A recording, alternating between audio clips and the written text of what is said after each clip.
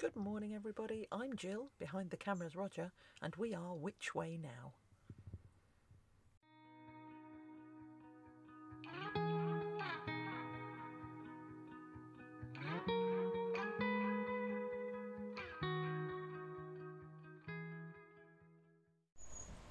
Today we are off to Wells. We're going to cycle to Wells.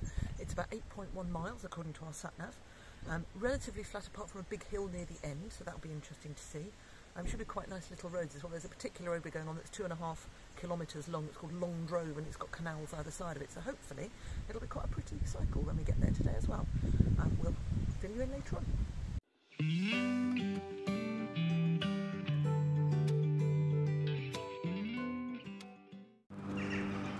This is Wells Cathedral, built in the 1200s. Wells is the smallest city in England apparently as well. And this is a cathedral that was built in stages, and this last west end was completed in about 1250. We just had a tour of the cathedral, which was very, very interesting. And you can see that quite a lot of it was damaged during the Reformation, and there's various places where there should have been statues in the front of the cathedral and they're no longer there because they were torn down in the Reformation. There's various places inside the cathedral that were like that too. But it is absolutely beautiful inside and it looks so clean and well cared for inside as well. It's lovely.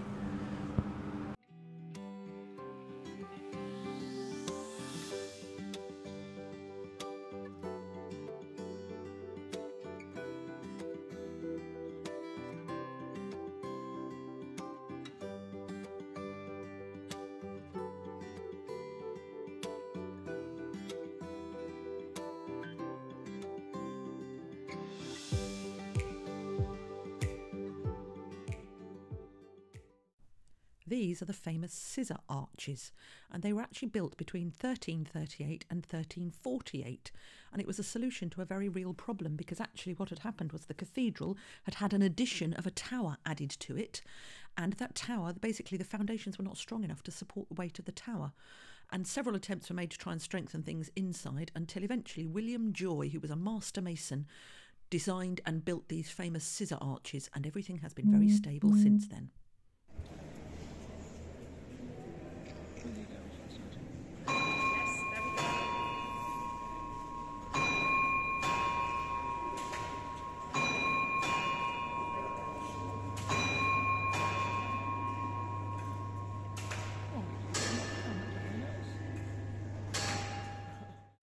This is the Wells Cathedral clock, and apparently it's the second oldest clock in Britain and probably in the world.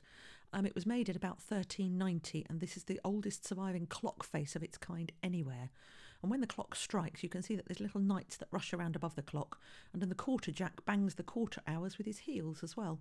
Very cool.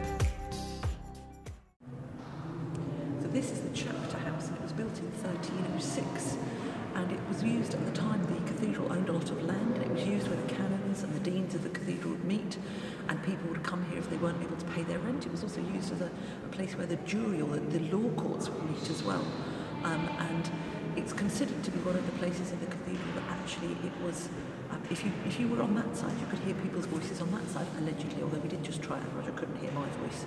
But it was very beautiful, and there's artwork all around the walls by the same artist, and there was also a bridge that was built from this over the road into the Vicar's Close, where all of the cathedral choir used to live, along with the deans and the canons. This is Vicar's Close, and it's actually the most complete medieval street in the whole of England. Built about 650 years ago, and it was built to house the Vicar's Choral, as it was called, and it still does that now. So I think adult members of the cathedral choir actually still live in here, but there are also offices and things, and there's also the steps that go over the road behind us into the cathedral, and apparently that was so that the men of the choir didn't have to see any of the local ladies on their way into the church and maybe become distracted, who knows. But it's an absolutely stunning street, really, really beautiful.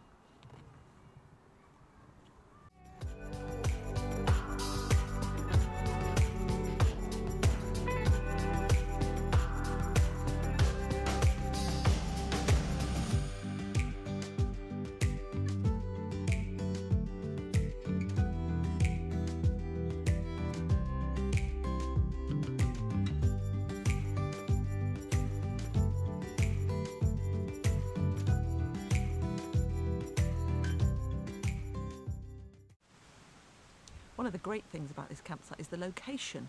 It's about 1.5 miles outside Glastonbury itself, and about 6 or 7 miles from Wells. And yesterday we cycled into Wells, which was about 8 miles on a national cycle route, mostly off-road or tiny little roads, which was absolutely great. We've walked into Glastonbury and up the Tor a couple of times as well. It's really, really well located campsite. It's actually a relatively flattish walk into Glastonbury as well, not up the Tor obviously, but into Glastonbury it's relatively flattish as well, which is great. Here we are at the White Spring in Glastonbury, and this is one of 2 springs that rises up underneath the Tor, and a lot of people believe that this spring has particular mystical powers, and there's a lot of offerings of gods and altars in there of paganism. There's a bower in there. There's a lot of people sitting there just praying, a couple of people bathing. It was very cold water, mind you. But yeah, it was beautiful. It was very peaceful. It was a quiet hour between 2:30 and 3:30. And it was lovely in there, candlelit, absolutely beautiful. As I say, there was a lot of kind of God's eyes and that kind of thing, Mexican God's eyes, and lots of ribbons and that sort of thing. Yeah, it was very nice. I can imagine if you are a pagan that it would be a very thought-provoking place to come to.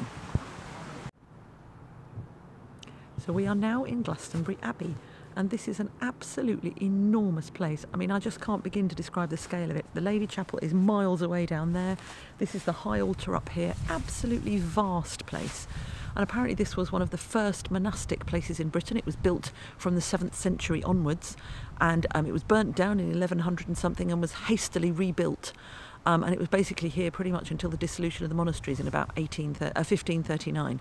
So it was around for a very, very long time. And I am standing by the site of King Arthur's grave. And King Arthur, as you may know, was brought here by his sister Morgana le Fay when he was injured in a battle. And he rested here, and he loved it here. He basically loved this island. This was called the Isle of Avalon, and it was King Arthur's country. And he absolutely loved it here, and he is allegedly buried here. And he was then buried here and then was reburied here in 1278 in front of the King Edward I and his Queen Eleanor. And they were then put into they were basically found on the south side of the Lady Chapel.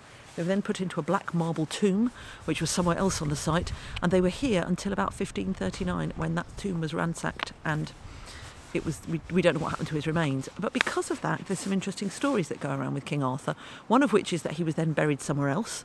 But a more interesting story is that actually he was never really dead in the first place, and that the bones that they found were never King Arthur's at all. And a lot of people around here believe that King Arthur will actually rise again and will come back to claim the crown of England as the one true King of England. Interesting. This is the Holy Thorn Tree, and when Joseph of Arimathea visited these parts, apparently he climbed up the hill on the Isle of Avalon, very tired, and where he stuck his staff into the ground, a thorn tree bloomed. And this is a direct descendant of that tree, and there's another one in St John's Church in Glastonbury itself as well. And apparently the Queen used to be sent a budding branch of this every year at Christmas time.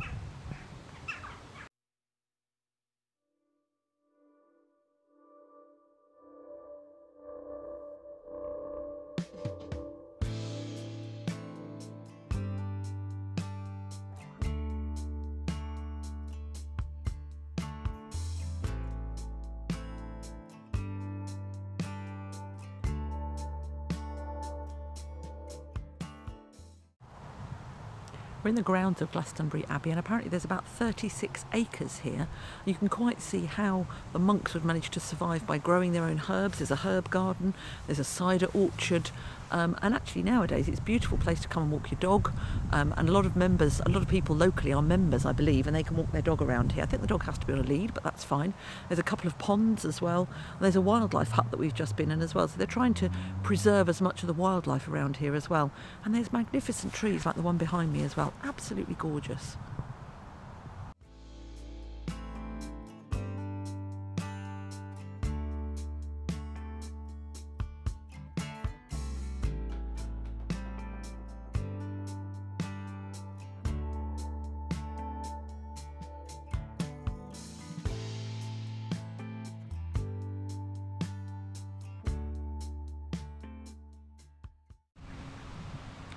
So this is the abbot's kitchen behind it. It's one of the best preserved pieces of this monastery, or this abbey I should say. And apparently Glastonbury Abbey was the richest monastery outside of Westminster in England. So Westminster Abbey was the most rich, and this one was the second richest. And certainly the monarch, or the abbot, seemed to have quite expensive tastes. I think he lavishly provided for people and for himself with drink and wine. And in 1331, when the king and queen came to stay, he spent the equivalent of £350,000 on their food and drink for their visit, which was only 2 or 3 days, which seems like a huge amount to me.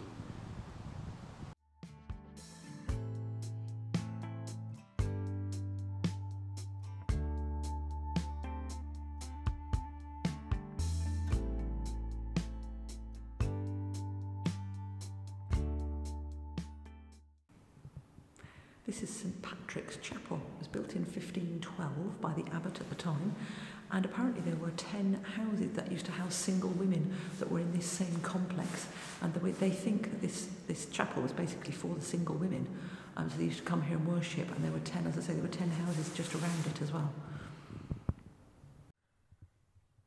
If you enjoyed this video, please like and subscribe and send us a comment.